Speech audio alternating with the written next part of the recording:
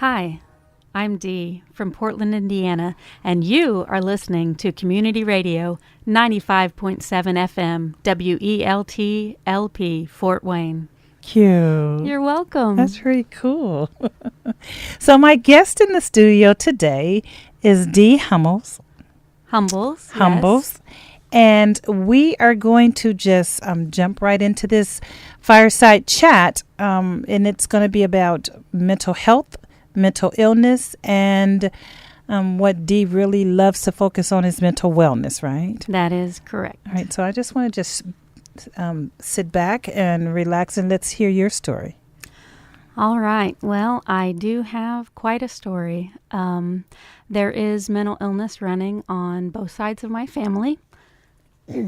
My mother and grandmother on that side both had mental illness, and even on my grandfather's family tree, we're descended from Meriwether Lewis of the Lewis and Clark expedition. It is suspected that he committed suicide. It is known that he attempted suicide and suffered from depression. So all the way back, we've got some mental illness in the roots of our family tree that I'm aware of, that I know about. So on my father's side, he was adopted when he was a baby, so we don't know a whole lot, but it's suspected that his mother had schizophrenia. I know my father probably suffered from PTSD because he was a Vietnam War veteran, but he never spoke about that. I suspect he probably had a narcissistic personality disorder too. Mm-hmm. So for myself, I was actually diagnosed with depression at the age of 13.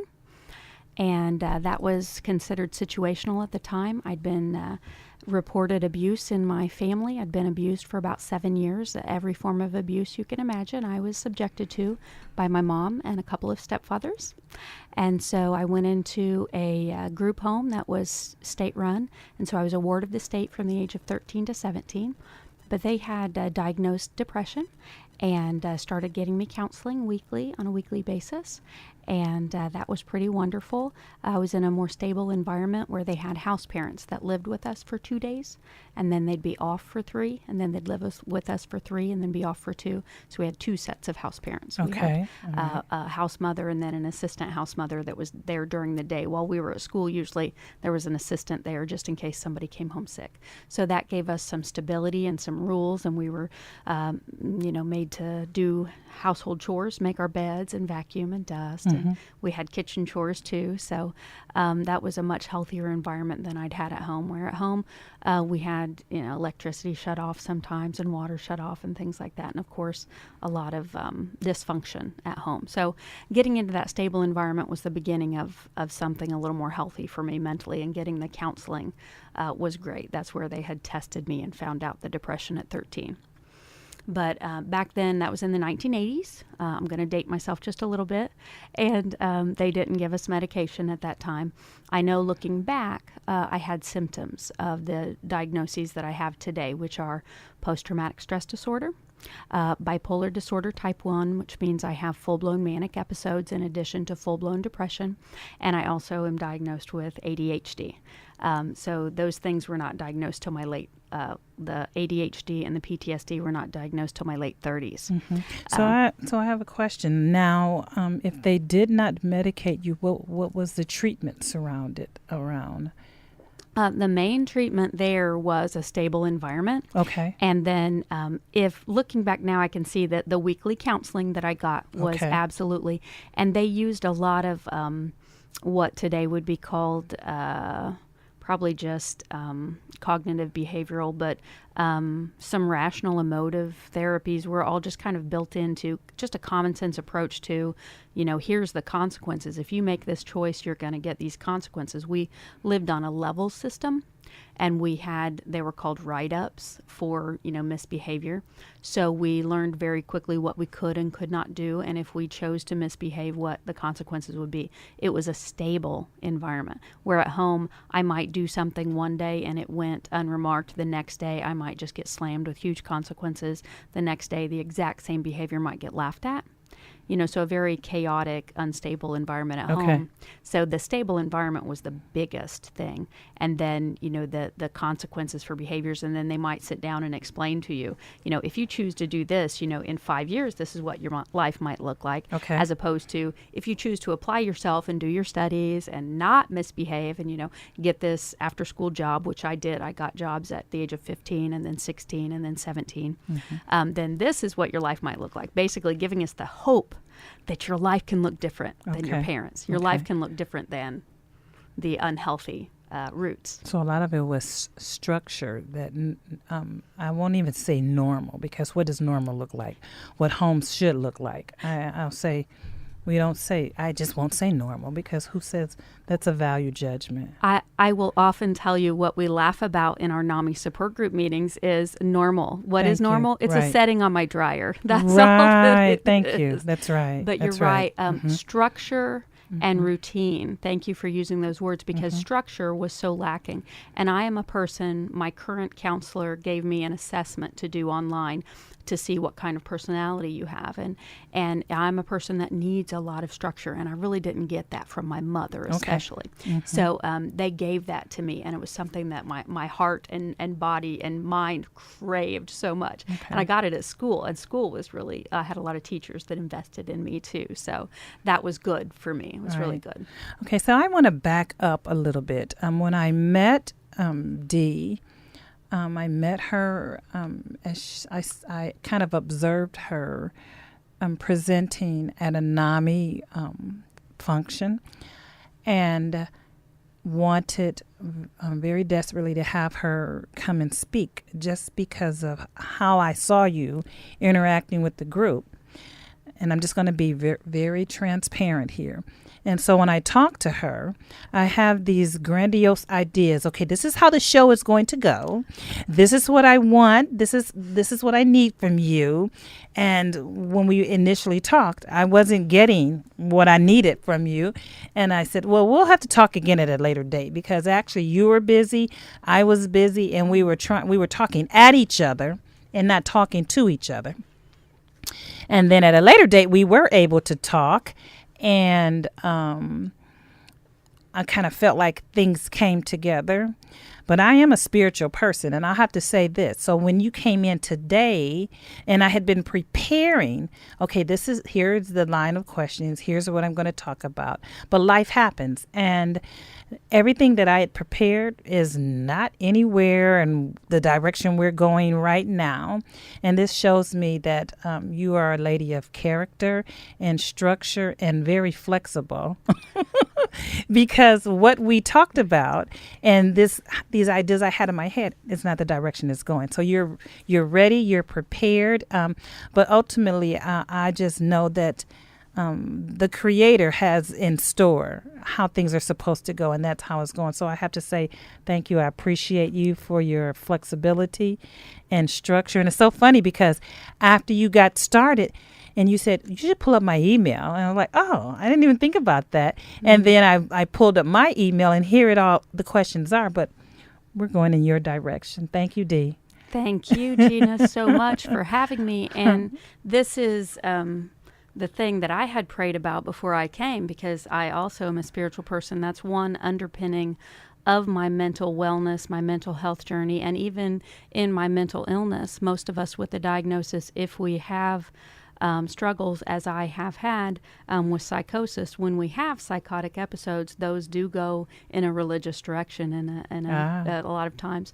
But I had prayed that the right people would be listening to hear the message of help and hope and healing, that there is recovery possible, and you can live a very hope-filled life, a very fulfilling life, a life of helping others, even with a diagnosis with, I have 3 very serious mental illness diagnoses, I should say is the correct plural, but that the flexibility is so important, because the more rigid in my thinking I get, and the more I think it has to be exactly this way, the more I tend to get shaky and unhealthy in my life. Flexibility is natural. You know that old joke that says, if you want to make God laugh, tell him your plans. Right. Because how often does life go the exact way we bless want you. it to or intend it? Yeah. So yeah, it's been quite a journey. In college was when the mental illness really flared up super badly. My first psychotic break with reality lasted 3 days, and that was when I was 27. That was my final semester of college. It took me 6.5 years to get my bachelor's degree, because I kept changing my mind about what I wanted to do. And I still don't know what I want to be when I grow up, because I refuse to grow up. But yes, I had actually, in the interest of complete transparency here and sharing my story, I was using drugs, and I smoked a lot of marijuana. It was self-medicating is what they call it. Those of us who don't know necessarily that we have bipolar disorder will smoke that to calm themselves down, to slow their thought processes, or use alcohol to try and depress their central nervous system to slow things down. And so I was both drinking alcohol and smoking marijuana, but my then husband at the time and my brother was living with us for a few weeks, and we decided to take some psychedelic mushrooms. And I had a 3-day psychotic break at that time. And I went into the student health center and got tested. By the time I got in to see them, which was maybe 3 or 4 days after the psychotic break, I tested perfectly normal.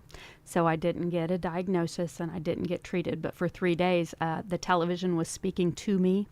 And anytime I went out in public, everyone was talking about me. I really was very, very paranoid and very what they call psychotic, delusional. So today, if that would happen, then the suggestion would be to go to a PBH, go to an hospital. That was not an option then? Why did you have to wait 3 days? Well, that was the status of mental health care at the time. 3 days was what it took to get in to see the mental health people there at the university. Okay. And it just was, and by the time I got in to see them, I was well enough. And most of us with mental illness or not, a lot of us with mental illness, and is the case for myself, I'm very intelligent. The test they gave me is the MMPI-2, multimodal Phosic interview. I don't even know the name of it, but it has questions like, people are trying to poison me, and a range of, is this true or not? And even in an ill state, you recognize that as a question. I know I shouldn't answer yes, that's Are those the questions today as well? Yes, they are. They are the questions. And it has a lot of different questions, but it's questions that most people with a reasonable amount of intelligence are able to fool the test. Okay. Unless they are really, really, really sick. And so I was well enough by the time I got to the student health center to answer it in such a way I wasn't given a diagnosis. So it was a couple of years later when I did have another manic episode, and I still was only given a depression diagnosis, although that psychiatrist gave me medication to treat the psychosis, to treat the mania that was going on. Also gave me an antidepressant, and antidepressants can sometimes make mania worse with people with bipolar. So, now, can I ask you a question? That yes. diagnosis, was that situational at that time? They did not give me situational at that time. He did actually label me with major depressive disorder at that time. Okay. And so that was 1999 when I was given the depression diagnosis as an adult. But it wasn't until 2001, the end of 2001, when my family doctor was able to diagnose the bipolar disorder. And it was the end of 2001 when I was first admitted to Parkview Behavioral Health, got the psychiatrist on call, who is my psychiatrist still today, here in Fort Wayne, and started really taking charge of my own wellness, realizing that it wasn't just character flaws, it wasn't just a personality thing. I wasn't just this person who liked to do drugs and liked to fly off the handle and be this flaky person. It was really, truly a brain disorder, and that I could take medication, I could do coping skills, and I could help myself to live a healthier life. Wonderful. Wonderful. So that was in, what did you say, 2001. 2001. Yes. And tell us, is that when your involvement with NAMI started? Actually, I'd like to say yes, but no, it was not. Okay. I was admitted to Parkview Behavioral Health for the first time then, and they did give me brochures about NAMI here in Fort Wayne. But I live in Portland, Indiana, which is about an hour and 15-minute drive from here. And NAMI meetings here in Fort Wayne are weekly. And my husband said, we are not driving to Fort Wayne every week. It was wintertime even. And he's like, that's just too far. And it's not safe to be driving in winter conditions. So I've been involved with NAMI Delaware County, which is only a 45-minute drive for me. It's closer. And that's my hometown is Muncie. But I've been involved with them for about 10 years now. And the chapter had formed, I can't even tell you exactly when. It was only about a year old when I found it. So I found that chapter. And it's just been in the last year and a half that I've found the Fort Wayne chapter. That's where I took the peer-to-peer class last year. And then you saw me giving my talk as a family member to this year's peer-to-peer class. They actually teach it twice a year here, and it's free of charge to anyone with a diagnosis or suspected diagnosis. Now that's through NAMI. So let's just jump right into what is NAMI? And I'll probably share this each time we talk about mental health, mental wellness, and mental illness, because that is the fourth Friday or the final Friday of each month. And we've talked about NAMI last month, but that's okay. Repetition is best. And so can you start off by telling the audience what NAMI is? Absolutely. NAMI is the National Alliance on Mental Illness. And it was founded in the 1970s by family members over in Minnesota, I believe. And these family members had children with mental illness, and they were finding very quickly that there wasn't a lot of help in the community. There wasn't a lot of things that they could do for their family members, and they needed support for themselves, for their own mental health, their own peace of mind, their own daily journey in supporting themselves and their family members. And so they banded together around a kitchen table. And now NAMI has chapters in, I believe, every state in the nation. And they have a website. It is nami.org, and that is the national website. There is a state website that's namiindiana.org, and you can find support groups near you. There is, as I mentioned, a Fort Wayne chapter that meets frequently, and they have all kinds of free online resources that tell you about the disorders. The mainline support for me in Delaware County has been the people that come. We meet all together in one room at first, and we read the principles of support out loud together. They do that a little bit differently at each meeting because I've been at different counties' meetings a few times. But we read the principles of support, and those include things such as we will never give up hope. We embrace humor as healthy, things like that. And we read those all together, and then we split up into people. And some of us fall into both camps, as I mentioned at the beginning, that I have family members with mental illness, and then I have it myself. So we split up into people who are dealing more with their family member in that group, and then we go into a different room if we're dealing more with our own issues of mental health. And we meet for about an hour, hour and a half, and we discuss what's going on that month. We only meet monthly in Delaware County. And that's just a support group of regular people. There's no mental health professionals involved. We just meet and talk about what's going on and give each other, support cues, clues on coping skills, different things. We try and laugh. Sometimes we cry. Is it the family to family? Is that no, what that's called? This is a family support group, and then the NAMI Connection is for the people with disorder, and that's the family member support group is what it is. And we call that the Connection support group is people with a diagnosis, and then the family support group is for family members and friends who support those with a mental illness.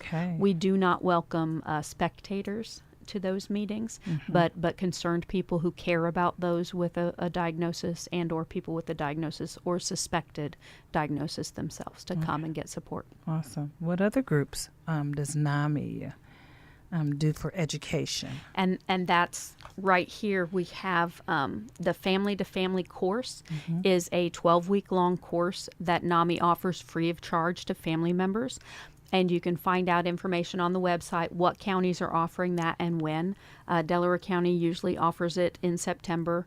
The basics class is for parents of people with a mental illness, and that helps them learn. It's geared at parents of children under the age of 18. Okay, that was my question. Yes, to help them cope with parenting that child up to the age of 18. And so the family to family would be for someone who they could have a child under 18, or they could have an adult child, or they could have a cousin or a father, mother, Okay. whatever, any family member. Okay. And then they also have programs. There's a new program rolling out. It's already rolled out in Lafayette, but it's rolling out in the schools. It's called Ending the Silence.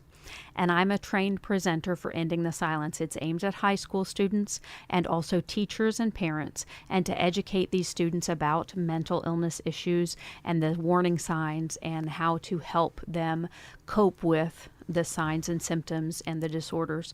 And it's really, we all know that there's a big problem with bullying in schools, and there's a large problem with suicide rates skyrocketing. That was my next question. And is there a connection between the suicide rate and mental illness? Have they found that? We know that there is.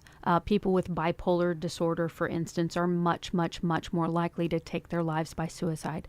People with mental illness, on average, live 11 years less than the general population, and a lot of that figure comes from those of us taking our lives sometimes. Some of it comes from, lack of exercise or poor diet or drinking or drugs, but some of it is that average is pulled down by the suicide rates, much higher in major depression and bipolar disorder and schizophrenia as well. So NAMI does offer all of these classes free of charge. The peer-to-peer education class is for people with a diagnosis, and it's actually facilitated or taught by people with mental illness, and I'm trained to facilitate that class as well. It's 10 weeks long and meets just weekly. And so these are wonderful courses to help educate people about mental illness, the symptoms, the signs, and how to cope better and get a plan in place for dealing with things, and just to help us all live the life that is best for us. And the biggest thing for me so much was knowing I'm not alone. I'm not the only one dealing with this stuff. Right. To just know that other people are walking the same or a very similar pathway was so empowering for me. Now, wow, that's a lot. What other educational groups does NAMI provide? Is that pretty much it? That's a lot. That's in a nutshell what we have that I'm aware of at the moment. How did you get involved with the being the facilitator? I have just been in the NAMI support groups in Delaware County for 10 years. The first training I took was the In Our Own Voice program. Okay. Where did we talk about that? I don't believe I mentioned that one. I'm sorry. There That's are so okay. many. I did write it down, but I didn't look at my paper. That's okay. So 2 people with a diagnosis go out into whatever group. Any group of 10 or more can request this program from NAMI. And you call the NAMI state office. Information about it's on the website, how to contact them at the state office. Linda Williams is the contact person. And that's at, 1-800-950-NAMI or NAMI. And any group of 10 or more can request this program. 2 people with a diagnosis go out and give this program. It can be 45 minutes or 90 minutes long. It's better if it's 90 minutes long, because what we do is we go and we play a DVD that has people with different diagnoses on it, and the 2 of us talk about our experience. What happened, what helped, and what's next as far as what we're hoping for our future, and hopes, dreams, successes. That is so important, so key for anyone. I give most of my In Our Own Voice presentations at the local college. Ball State University is near for me. And here in Fort Wayne, it's a little bit different. We have the Carriage House Speakers Bureau, and they go out and give talks from there. So, but the In Our Own Voice So it has to be over 10 people? Yes, 10 or more. It's free to groups of 10 or more. I don't know if they actually will give it to smaller groups for a charge or not. I actually would have to ask about that. Or what about coming here? Because we never know who's listening. Right. Well, you could have 2 people come, but it wouldn't be an In Our Own Voice program on the radio because it wouldn't have the DVD involved. Got it. Okay. And as part of the In Our Own Voice program, to be an In Our Own Voice presentation, we also hand out evaluation forms to our audience, and that's required for that program, so that we get feedback from the audience as to how their attitudes have changed as a result of seeing the program, and also feedback like one of the questions on there is, as a result of seeing the program, how are you going to go out and change, to reduce stigma in the world? It's one of the big goals of the Enter Our Own Voice program is to reduce mental health stigma, mental illness stigma, things like people using the word crazy in a derogatory way. We, the Lafayette chapter, I met a lady when I trained to facilitate the peer-to-peer class. They make buttons in their office, the pin-on buttons. And one of the buttons says, it's pronounced mental illness, not crazy. And it's spelled K-R-A-Z-E-E on the button. But it's just one small example of a lot of people just don't have the awareness or the education. It's out of ignorance, not in a bad way, just the lack of how do I talk about this? How do I approach it? They just are uncomfortable around it. Right. And so to get out there and talk about it and let them know it's okay to talk about feeling depressed. It's okay to talk about feeling suicidal. It's okay to talk about anxiety. And I think because if we reduce the stigma, then people who really have mental illness will be more apt to get help. It's like a revolving door. I won't get help because there's a stigma attached to it. But if the stigma is reduced, then people who have it will actually seek help. That's absolutely true. We've found it time and time again. And when people are ashamed of it and afraid of it and think they're the only one, they're much more likely to hide behind closed doors, do things like attempt or commit suicide. Or resort to it's all spiritual, and some things are not spiritual. There are some situations that there is a genetic predisposition.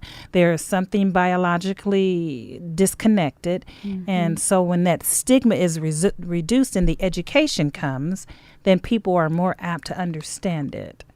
Absolutely. There are a lot of people out there who don't necessarily realize and recognize that the brain is a part of our physical body, and that the brain has these neurotransmitters. The serotonin is a big one that people are aware of and talking about. But we don't exactly know how all those work and interact to make us well or not well. But they do know medications can play a part. Exercise is so important. Sunshine in the morning before noon to help keep your sleep schedule normal. There is so much. Doctors have studied the brain for centuries, and we're starting to learn more and more. But people do not necessarily recognize and connect the dots that mental illness is a physical illness. It is biologically based often. Sometimes it's an environmental thing. It's a combination of the two, really. Some people without any genetic history can develop it. Some people with only environmental triggers can develop it, but most often it's a combination of the two. There is nothing that they've proven that's 100% biological or 100% environmental, but just knowing that medication, diet, exercise, and talking about it, so important to bring it out of the shadows, bring it into the light. We bring it into the light and talk about it. That's what helps us to know that there's hope, there's healing, there is recovery possible. If you hide it or are so afraid of it to talk about it, then it can only get worse and multiply and stagnate, and we don't want that. So since I was going to save that to the end, but I want to go ahead and just walk right into that. What are some positive ways? You talked about medication. You talked about what are some ways that to actually prevent or encourage a positive recovery? Absolutely vital for me, I have found, is the daily medication. There was one time in my journey, I think it was probably 2006, that I was taking my medication and everything was going really well. And I thought, oh, I'm well. I don't need to take this medication anymore. And I stopped taking the medication, and that landed me in the mental hospital with a manic episode. And that was when a light bulb went on over my head, and it kind of made the connection and said, it's the medication that's really helping you stay as well as you are. And it's not just medication, but it let me know that medication was key for me in keeping my brain healthy enough to function better and be not in the hospital. I went 10 years with either being in the hospital once or twice a year for medication adjustments and things. But over the years, I've developed an extensive coping skills toolbox that is things that I use to stay healthy. For me, my spirituality is a very key component. I'm involved in my church. I volunteer at my church. I go to church every week because I've been at my church about 10 years, and those people are not just friends, they're family. I serve at my church. I count the attendance. I'm on the prayer team, which means I pray for the needs of the church weekly. I get the prayer needs on a list and pray for them specifically. I count the offering once a month. We rotate only once a month at our large church. I also attend our church plant, which is a second smaller church, and I'm on the prayer and worship teams there. I love to listen to Christian music and sing, but keeping my mind and heart and spirit bathed in positive things instead of negative has been a key component to my recovery. I read Joyce Meyer's book, The Battlefield of the Mind, several years ago. Awesome book. Right. It taught me to think about what I was thinking about. And as a result of, my exposure, my mother's anxiety and depression when I was a child and my grandmother's depression, I had a very negative mindset. My glass could be, 3/4 full and all I would see was the empty. That was just some habit I had learned. Right. So it took me 3 years of daily practice to really reverse that and notice what I was thinking about and replace the negative with positive. Right. And so now I've become a much more positive person. Someone who's only known me a year and a half said, I can't imagine you being negative. I was like, oh, you just didn't know me then. Wow.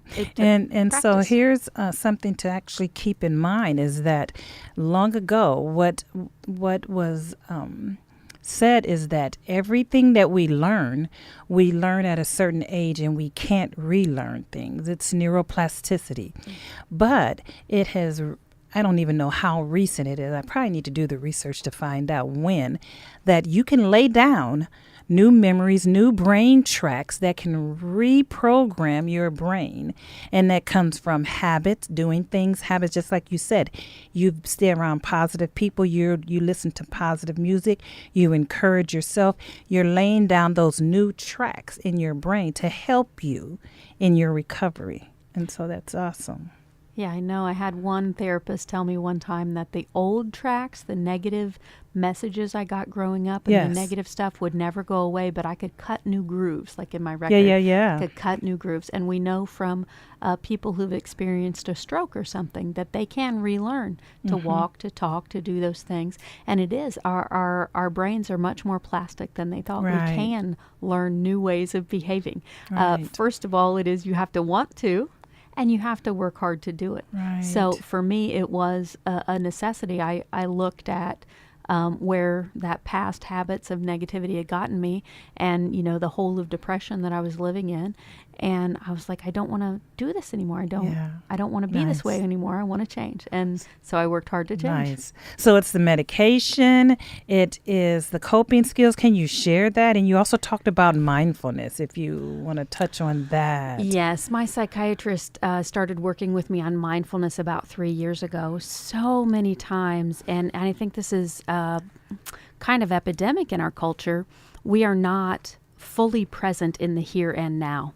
We're in our cell phone, or we're thinking about, I got to go home and fix dinner, or whatever it is. We're not right here, right now, fully present in the moment. I got to share this with you, and this is this is really funny. So, as I try to prepare for my show, and even putting the music down, you see, I have all this music all lined up, but when I get completely in the moment, I forget that we're actually on air, and I forget. Okay, I gotta cue the music, and so yes, sometimes that's not. I mean, kind of depends. It's not a good thing, but I got you. So go ahead. I'm sorry. No, you're fine. Had to tell that story there. It is one thing that we did in the peer-to-peer class. In more than one of the classes, we practiced mindfulness so we would know what that would look like. Yeah. And you can do it doing most anything, but one of the exercises we did was having raisins on a plate, and they would put the raisins in front of us, and we'd spend a full minute just looking at the raisin, and then we would not go eating around, them, huh? Right, exactly. Just notice everything, and everyone went around the room, and we would say one thing we noticed about it. Was it wrinkly? Was it plump? Was it shiny? And then we all put it in our mouths. For one full minute, we had it in our mouths without chewing, just to roll it around on our tongue and just to experience it in our mouths. And then spend one full minute chewing it.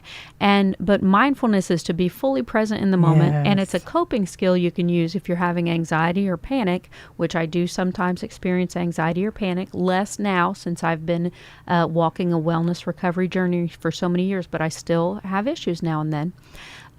Mindfulness, you can be in the moment. If you're having issues, you can stop and say 3 things that you can see in the moment. And I can say, I see this microphone, I see my bottle of water, I see my notebook. And then 3 things that you hear. And I can say, I hear my own voice, I hear this fan here, I hear the sound of the air conditioner in the background. How does that help you? How does it helps you to focus on the right here. I got you. And 3 things you feel. I feel my feet against the ground. Okay. I feel my legs against the chair. I feel my hands on my knees.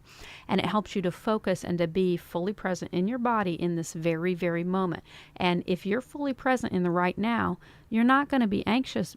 99% of our anxieties are either about something that happened in the past or that's coming up in 5 minutes from now or next week or next month. That is awesome. You are teaching mindfulness right now. Absolutely. And that is mindfulness. That's good. And you can That's good. mindfully fish. You can mindfully cook. You can mindfully sing. Yes. I just heard on the radio on my car trip, they were talking on Fort Wayne, another station, about mindfulness, how much baking is therapeutic. Yes. And how mindful it is when you have to carefully measure the ingredients. And they were talking about chocolate chip cookies, and I want to go home and bake now. But the smelling, the sights, the sounds, the smells, to be fully present in the moment, and how practicing that is really good for your mental health. I do yoga on a daily basis. Okay. I do Kripalu restorative yoga. I've done that for 1.5 years, and it's very gentle. It's not about pain, but it teaches you to focus on your breathing, deep breathing. So many of us do not breathe properly, and that can be a source of stress and illness. So I have so many journaling, exercise, so great for endorphins. And exercise outdoors is healthier for us than indoors. I've educated myself, and I found what works for me. And like I tell people sometimes, I have this coping skills list. You can see it, very long, and that's not half of them. But I also have a literal coping skills toolbox that holds my colored pencils and Play-Doh. I love the smell of Play-Doh and the feel of Play-Doh, and some coloring books and some journals and some books. But when I get into trouble in my mind, I'm starting to get shaky, I can go to that coping skills toolbox and use it. And I carry it in my car sometimes. But all these things that I have, even if none of the coping skills work, by the time I've run through all of them, I've passed some time. It might be bedtime or time to cook supper or whatever it is. It's helped and the anxiety me get has through. Diminished. It's helped me get through the Very time. good. Very good. I don't want to let you leave without talking about other organizations that you are involved with, especially that Brianna's Hope. Yes. Do you want to share what that is and how you're involved with that? I absolutely would love to tell everyone about Brianna's Hope. In my recovery journey, I have been sober 1.5 years. Marijuana has always been my drug of choice. I've struggled with that off and on since childhood. I have been involved with A Better Life, Brianna's Hope, in Portland since they started in February of 2018. And they have just been another family for me in helping me stay away from substances that are not good for my brain, not good for my body, not good for my spirit. And they were founded as a result of a young lady who lost her life to a heroin overdose. Her friends panicked and dumped her body, and she wasn't found for about 6 months. She actually graduated in my daughter's graduating class at Jay County High School. But now there are 25 chapters statewide, and you can find a chapter if you're interested in recovery from any hurt, hang up, or habit. Most of us are drugs, some are alcohol, but it could be even a food addiction, or if you have a family member or friend that struggles and you want to support them. Support people are welcome at the meetings as well, but that's at ablbh.org, and you can find support groups. We have 25 chapters, and we've spread into Ohio now. But they are just another family of people that help support me in recovery and mental health and practical things. They talk about just the really important things for people in recovery from substance use is to change your people, places, and things. So many times if you're in addiction, your only friends are people you use with. The only places you go are places to score drugs or use drugs. And the things that you do are all centered around your habit. So for me, I've gone back and forth in the years with my mental illness. When my mental illness ramps up, a lot of times I start craving the alcohol or the marijuana to try and tame down the brain. And so I wasn't really, hooked on meth or heroin like some of the people there, and I didn't have drug charges in the courts or anything like some of our people, but they've been a wonderful source of strength, and they are Christian based as well. The other organization that I'm working on getting involved with is Mental Health America, and they're here in Fort Wayne. They have a chapter here in Fort Wayne, and they provide a lot of support and resources online and also in person. How do they differ from NAMI?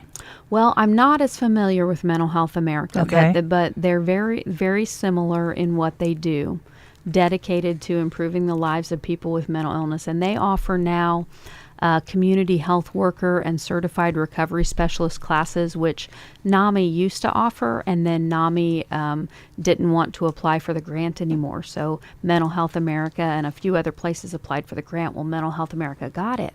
And so certified recovery specialist and community health worker is something I'm hoping to take the training for and then learn to do. And that's a support person for other people with mental health issues. And that's an employment opportunity for those of us with mental health diagnoses, and or the certified recovery specialist is for those of us with substance abuse issues. And we would be employed by a mental health center, and we would work in conjunction with the mental health professionals and with the people with diagnoses, and we would be able to tell the professionals, this person might need an extra visit, or they're doing really well, they might not need that visit until next week, or help the people with diagnosis to live a better life, maybe be able to support them with coping skills and things like that. It's a week-long training, and I'm working to get that training under my belt so that I can just continue on this pathway of helping others to live in recovery and live the best life possible, even with a diagnosis the way that I have. Right. Just to pay it forward. That's awesome. Wow. Well, Dee, there's so much more to say, and our time is up. Our time is just about up, but I would love to give you the final thought, final words, anything that you would love to share that we haven't been across. And listen, what I would love to do is have a group of women come back and kind of tell your stories. It won't be in our own voice, but it will be in your own voice. Absolutely. Okay. I think, October being Mental Illness Awareness Month is a perfect time for that if you'd like. But yeah, I just want everyone listening to know that there is help, there is hope, there is healing. You are not alone if you're struggling with any mental health condition. You're not alone, and just keep fighting the good fight. It does get better, and it can get better with help, with hope. Find somewhere, someone, some people, a group to support you. NAMI is a great place to go. The right mental health professionals are out there. Sometimes you might have to go to 2 or 3 different counselors. That's very good to say that, because it's a connection. It's not that even the person that you're with is not qualified. It's a relationship, right, and it's a connection, and that's just something to really keep in mind. Not every professional is a perfect fit for you. Right. They might be a wonderful professional. They just might not be right for you. Absolutely. So don't give up. That's the last principle of support that we read in our support group before we start support group is we will never give up hope. And it is my favorite principle of support because, as long as you're breathing, there is hope. And so keep breathing. And sometimes I have to do it one breath at a time. That's the way to do it. One breath at a time. Right. Keep on Awesome. keep on breathing and find what works for you. Maybe it's a volunteer opportunity. Maybe it's a crossword. Maybe it's walking the neighbor's dog, helping Maybe it's others. getting your own pet. Right, exactly. If you can support a pet. Right. So there are 2 months. You talked about October being Mental Illness Awareness Month. Mm-hmm. What goes on during that month? And then May is Mental Health Month. Right. Okay. What's the difference and what goes on in each one? Or are they kind of commingled? They Mental Health Month and Mental Illness Awareness Month both are opportunities for different NAMI chapters to hold different events. Okay. And we try to get out there. Those of us who are in our own voice presenters try to schedule in our own voice presentations. I had a very large presentation at Ball State a few years ago with over 300 people for Mental Illness Awareness Month in October.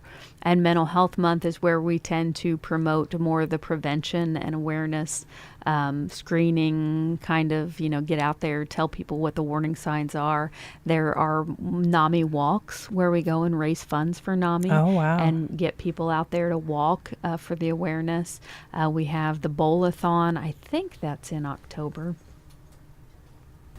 And so NAMI is just really trying to get the word out to people to help them learn about mental illness, the warning signs, and how to just live a better life if you have a diagnosis and or if you're supporting someone who has one. Just we advocate at the legislators too. We try to get legislation out there to support people. But yeah, May and October are big months for trying to push a little harder to give our presentations and do things to help people be more aware of mental health as a part of the whole picture. For me, it's holistic. We're not just brains. We're not just bodies. We're not just spirits. It takes every piece of us. It's completeness. Yes, yes, our brain, our body, our spirit to work together to be healthy. So, yay. Yeah. Listen, thank you so much. Don't ever stop talking. Never stop talking. Thank you. Never stop talking. You're listening to, can you come back? I can. I'd love to come back. I'd love to come back. Have me back anytime. Thank you. You're listening to Speak Now, jamming with my jazz at 95.7 FM WEOT.